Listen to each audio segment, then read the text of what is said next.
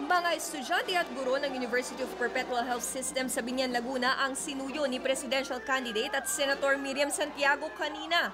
Sa umpisa pa lang ng talumpati, may banat agad siya sa mga tiwali sa pamahalaan. Ang iba raw, kalaban pa niya sa eleksyon.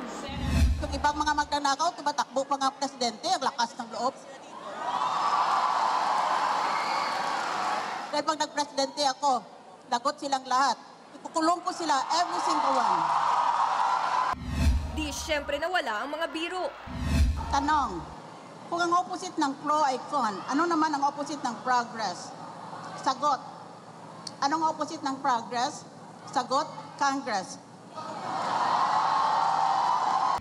Inilatag din ni Senator Santiago ang plataporma sakaling palarin sa halalan. Kailangan makapagbigay tayo ng mga 2 milyon na trabaho sa ating mamamayan. Walang kumikilos eh. We all say that we want jobs and the candidates say they will give jobs. But it has never happened. Muli ring iginit ng senadora na di siya atras sa laban sa pagkapangulo. Hindi ako uurok maski anong gagawin nila sa akin. Noon ilang beses ko na silang hinamon na magsuntukan kami, ayaw naman nila.